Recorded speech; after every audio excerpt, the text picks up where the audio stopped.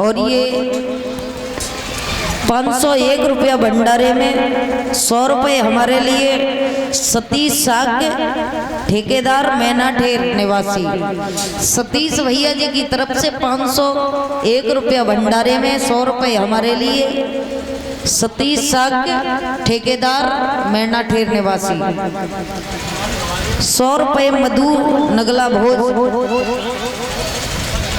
हम दोनों लोगों के लिए दे रही हैं, और 50 रुपये अवधेश मैनाठेर निवासी। इन भैया जी की तरफ से 50 रुपये आ रहे हैं। भगवान हमेशा खुश रखे, लंबी आयु करे, सद्बुद्धि दे।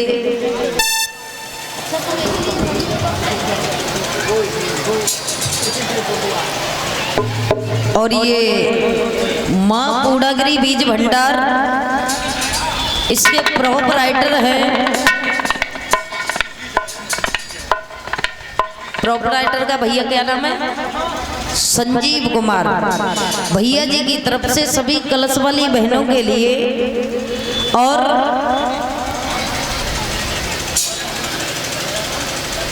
सभी स्टाफ के लिए, भैया जी संत भगवान के लिए भी है, संत भगवान के लिए है। और एक लोग झांकी तैयार कर रहे हैं, पहुंचा दी। और संत भगवान के लिए जमुना दास भैया जी की मम्मी जी की तरफ से 50 रुपये आ रहे हैं। भगवान हमेशा खुश रखे, लंबी आयु करे। 50 रुपये शिवानी कुमारी, 50 रुपये रीता कुमारी नगला भोज निवासी। इन दोनों बहनों की तरफ से 50-50 रुपये आ रहे हैं। भगवान हमेशा खुश रखे, लंबी आयु करे, सद्बुद्धि दे। बोलिए आनंद कंद भगवान की जय हो। ब्राह्मण देव ने देखा एक सुंदर सा बगीचा और कहने लगे हमारे हाथ पैर चलते चलते पैर थक गए, क्यों ना हम इस बगीचे में थोड़ी देर के लिए विश्राम करते हैं। तो ब्राह्मण देव उस बगीचे में बैठ करके क्या करने लगे कि दोपहरी बिरमाए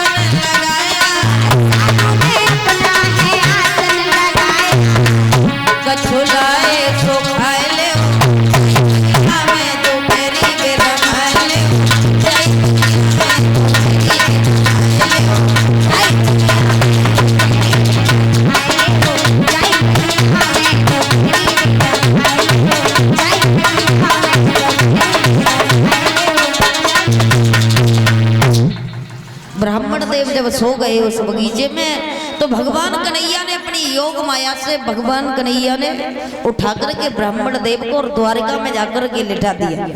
और जब द्वारिका में भगवान कन्हैया ने लिटा दिया, ब्राह्मण देव जब सो करके उठे और कहने लगे हम तो एक बगीचे में सोए थे, लेकिन यहाँ पर कहाँ आ गए। तब तक भगवान कन्हैया एक ग्वाला का रूप धारण किया और ब्राह्मण देव के पास में आ गए। ब्राह्मण देव पूछने लगे, लाला एक बात बताओ। भगवान कन्हैया कहने लगे, क्या कहना चाहते हो बाबा? कि लाला मेरी ये समझ में नहीं आता कि राजा भीष्मक की बिटिया ने रुक्मणी जो है उसने हमें द्वारिका में भेजा है, और द्वारिका हमें बता दो कितनी दूर है। तो भगवान कन्हैया कहने लगे, बाबा द्वारिका 6। ब्राह्मण देव कहने लगे, बेटा हम बूढ़े बड़े काहे हमारी मजाक बनाए रहे, अगर बिटरिया ने हमें भेजो तो जहाँ तक आए तो गए, हमें एक द्वारिका में जाना है जहाँ भगवान कन्हैया रहता है। भगवान कन्हैया बोले, बाबा कन्हैया 6। ब्राह्मण देव कहने लगे, बिटरिया तेरे सत्यानाश हो जाए, जहाँ तूने भेज दो वहाँ द्वारिका 6 है और कन्हैया 6। अब बिटरिया तूने भेज दी बारी हमें जे नहीं बताओ का कौन से कन्हैया था भेज नहीं कौन सी द्वारिका में। भगवान कन्हैया कहने लगे, बाबा तुम आए कहाँ से हो?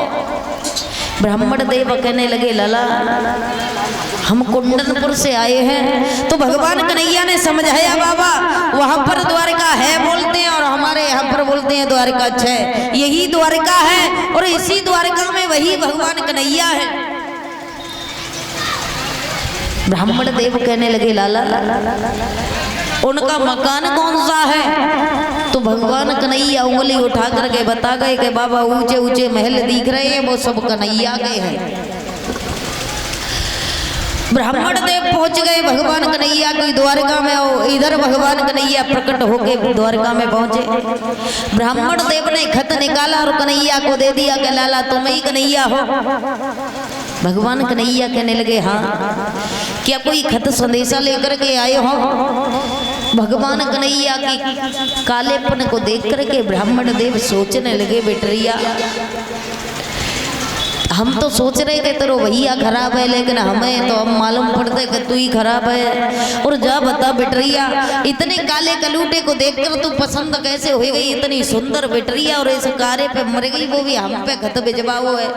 अगर हम जाके बदले रास्ते में मर जाते वो अच्छा रहता कि तू जो काले से तो बच जाती।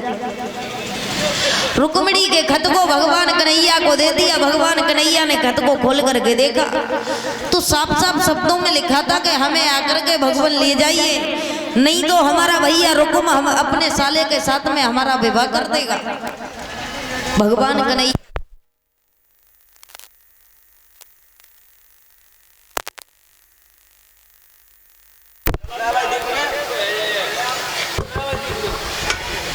भगवान कन्हैया ब्राह्मण देव को समझाने लगे, बाबा हमारे बड़े भैया यहाँ पर द्वारका में रहते हैं और वहाँ जाने के लिए तुम्हें उनसे पूछना होगा।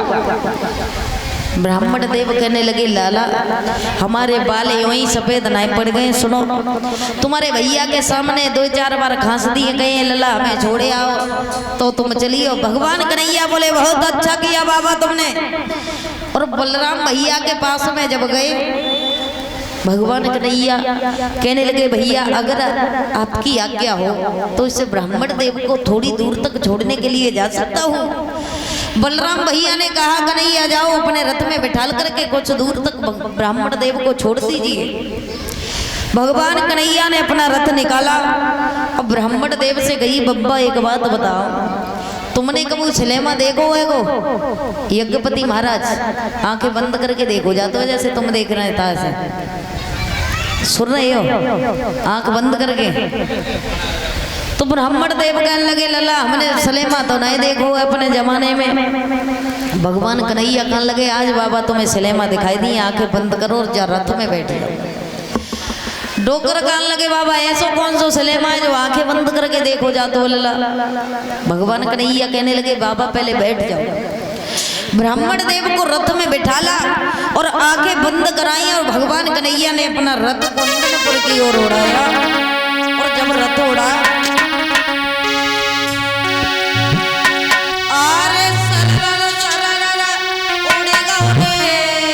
और जब कुंदनपुर में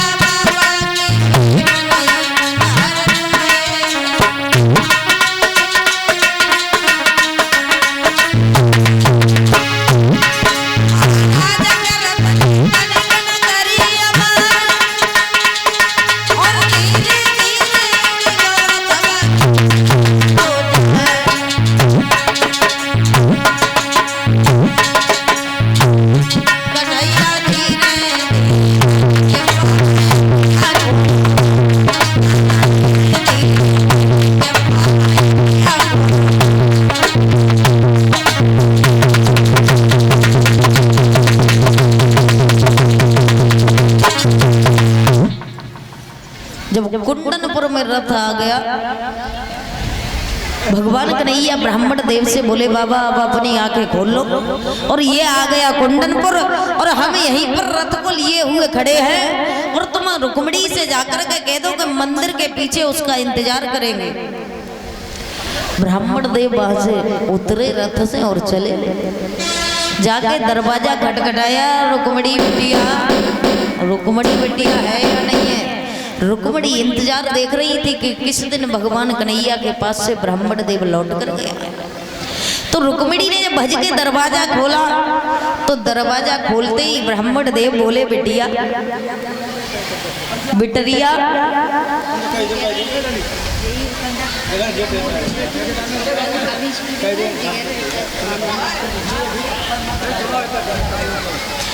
और ये 51 रुपए वैभव कुमार कंडक्टर, 50 रुपए सुमित्रा डीजे साउंड के ऑपरेटर राय सिंह भैया जी।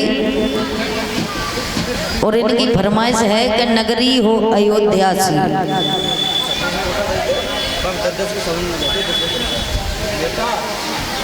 पहले बोले वो पर्चा हो जाता 20 हो जाना पर्चा होता भाई 10 तो मेरा ही ना बोलो तो माय और ये सभी स्टाफ को 10-10 रुपए सतीश शाह के मैना ठीर वालों की आ रहे हैं। भगवान हमेशा खुश रखे, लंबी आयु करे।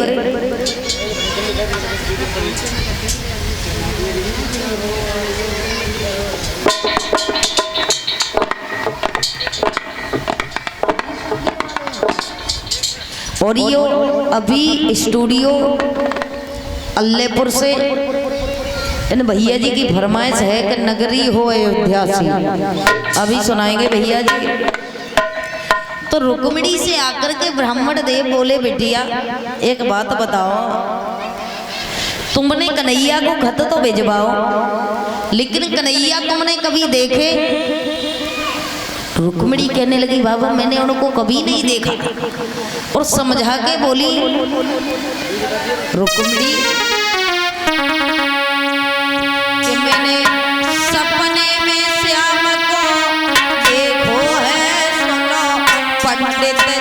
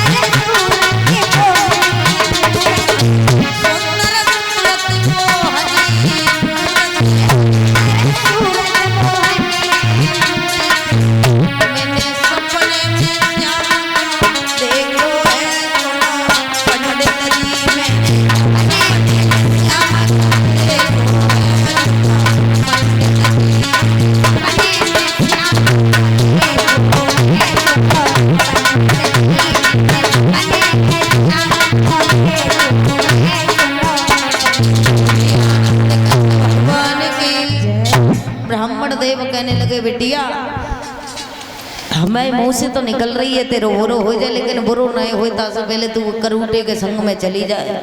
जा बता सपने कबू अपने होते हैं, तूने वह लड़का को सपने में देख के और इतने करिया के संग में शादी करने को प्रण कर लो।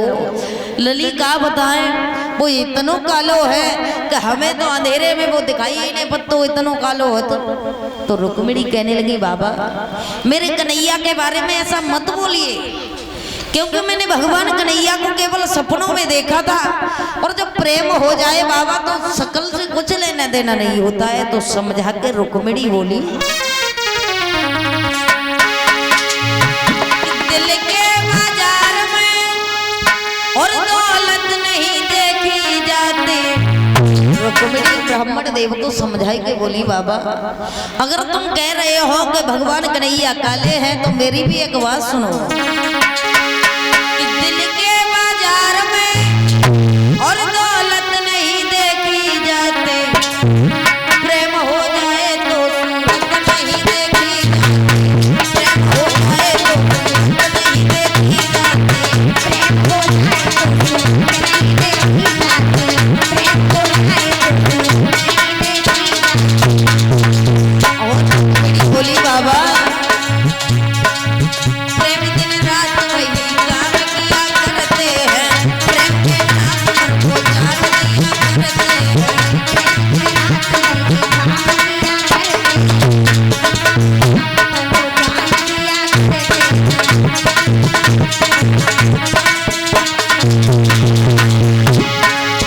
प्रेम दिन रात वही काम किया करते हैं, प्रेम के नाम पर वो जान दिया करते हैं, बुरा क्या करते हैं तो प्रेम ही तो करते हैं,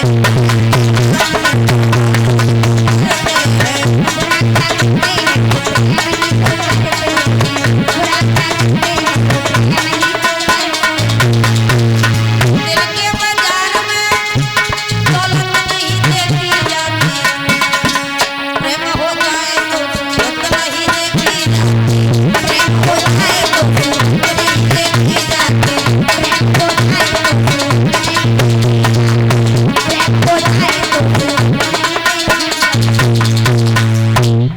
रुक्मिणी बोली ब्राह्मण देव हमारे कन्हैया के बारे में ये वचन मत बोलिएगा। ब्राह्मण देव कहने लगे बेटिया तुम हमें 2 रोटी दे दे, चाहे तो इनके साथ चली जाओ या ब्याह कर लो, पापा से कहेंगे हमें कोई लेन देन नहीं, बस इतने करिया है तासे तुम्हें बताए, ऐसी पता होती तो तुम्हें बेऊ न बताते। रुक्मिणी कहने लगी बाबा मेरे पास भोजन खिलाने का वक्त अभी भी नहीं है, और अभी मैं भगवान कन्हैया से मिलने के लिए जा रही हूँ, और जब तुम द्वारका में आओगे तो मैं तुम्हें 56 प्रकार के व्यंजन खिलाऊंगी बाबा। ब्राह्मण देव वहां से चले गए और रुक्मिणी ने आरती का थाल सजाया, अपनी माँ से कहने लगी माँ झांकियां तैयार हो गई भैया क्या नहीं? देख के आओ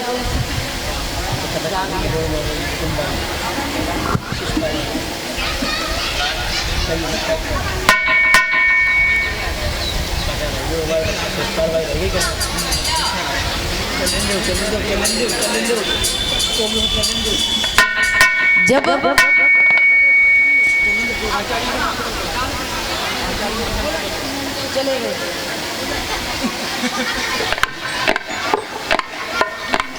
चले गए वो तो